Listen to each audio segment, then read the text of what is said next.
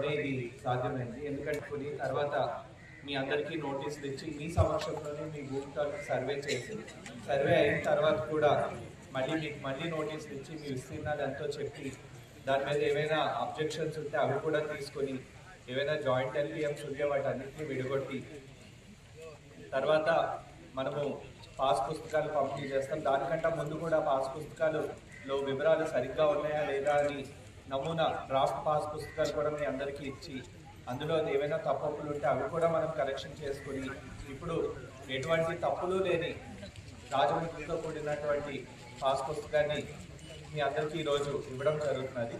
So ఇదంతా ఒక prolong process. మీ సహాయ సహకారాలు లేనిదే ఇది విజయవంతంగా పూర్తి కాదు కాబట్టి మీ అందరికీ కూడా ప్రత్యేకమైన అభినందనలు.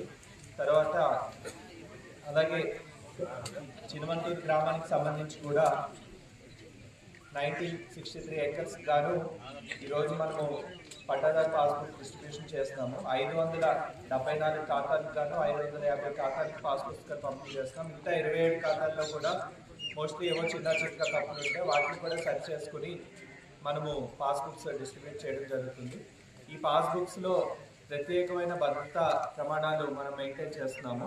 సో దట్ అవి ట్యాంపరింగ్ చేయకుండా అలాగే అందులో ఏమైనా మిస్టేక్స్ ఉంటే వాటిని కరెక్ట్ చేసుకుంటూ క్యూఆర్ కోడ్ ఫెసిలిటీ పెట్టాం. క్యూఆర్ కోడ్ని స్కాన్ చేసుకుంటే లైవ్ డేటా అనేది మనకు కనిపిస్తుంది. అంటే వెబ్సైట్లో ఎవరి పేరు ఉంది ఆ భూమి మీద అన్నది లైవ్గా మనం చూడవచ్చు.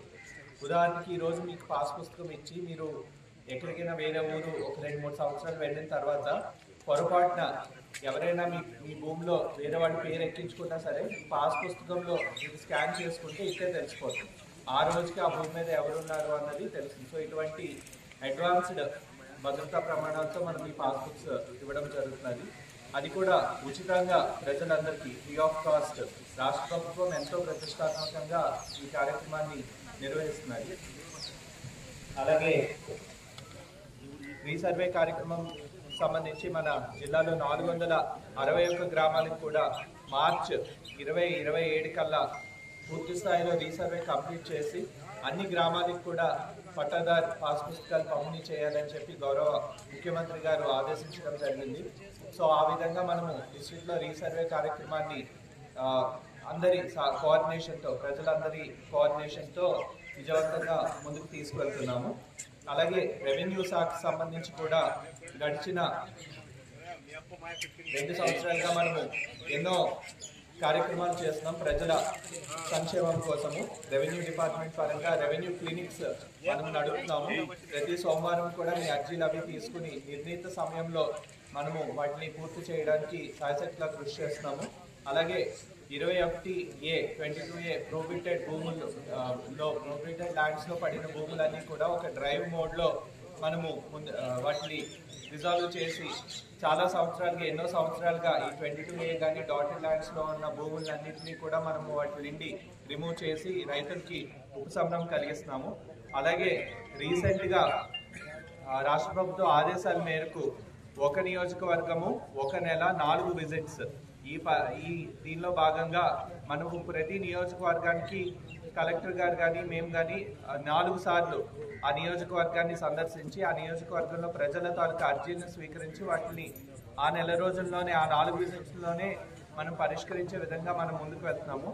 ఆల్రెడీ పుట్టపర్తి మరియు ధర్మవరం కాన్స్టిట్యున్సీస్ కంప్లీట్ అయ్యాయి. త్వరలోనే మంత్రి గారి ఆదేశాల ప్రకారము పెనుగొండ నియోజకవర్గంలో కూడా ఈ కార్యక్రమాన్ని మనము కండక్ట్ చేస్తాం. ఈ రకంగా రెవెన్యూ డిపార్ట్మెంట్ అనేది ప్రజల సేవలో అలాగే ప్రజా సమస్యల పరిష్కారంలో ఎప్పటికప్పుడు నిమగ్నమై ఉంది. అండ్ రెవెన్యూ డిపార్ట్మెంట్ ప్రజలకి మంచి సేవని అందించడానికి మేము కట్టుబడి ఉన్నాము. సో ఏవైనా చిన్న పొరపాట్లు ఏమైనా ఉన్నా సరే వాటిని ఎప్పటికప్పుడు పరిష్కరించుకుని ప్రజల ఇబ్బందుల్ని తొలగించే విధంగా మేము పని చేస్తున్నాము.